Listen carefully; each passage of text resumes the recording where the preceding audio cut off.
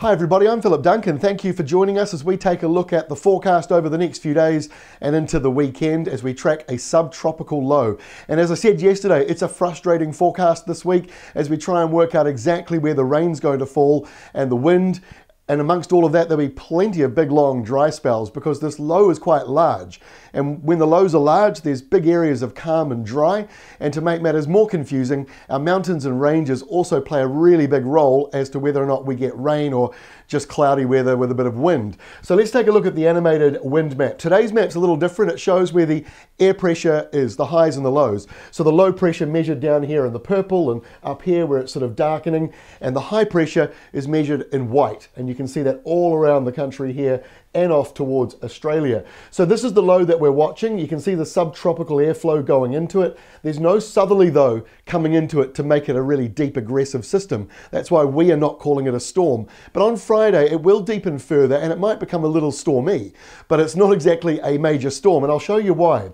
Here's the isobar map. You can see that the isobars don't actually go all the way around it. It's really just on the bottom edge of it as it pushes into the high. And that's what we call a squash zone. It's where the air pressure gets all squashed together, and that's where the windy weather is. So this is not really a storm, it's just a low pressing into that large high. So when we look at Wednesday's wind and rain map, you can see that low sitting there.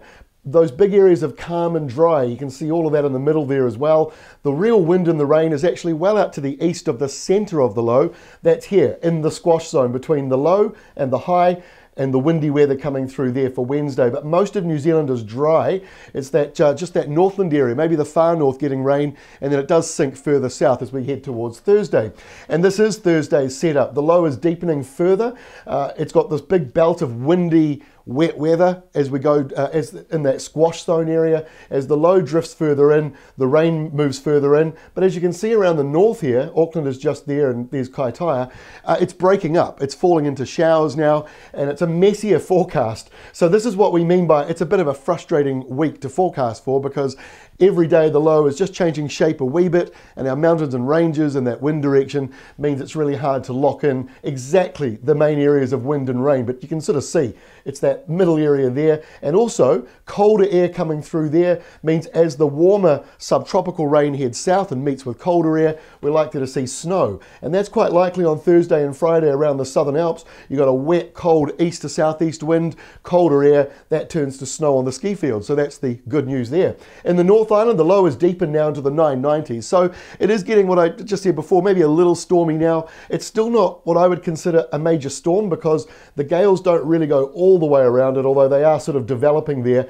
It's not as bad as it looks, actually. There's still a fair bit of dry. The middle part of that system is calm, but there's plenty of wind and energy on the outer edges of it. So again, you're just going to have to wait until we get closer to the end of the week to be able to lock this actually in. And then by Saturday, the low is sort of drifted over the North Island. It's still deepening, changing shape though, and now we've got a big windy, cold, southerly change. So it's a bit of a rough end to the week, I'll give you that. There will be some wind and rain warnings issued, no doubt. So we'll keep you up to date with what is going on from our point of view. Remember, weatherwatch.co.nz, we're New Zealand's first choice for a second opinion. We'll catch you again on Wednesday.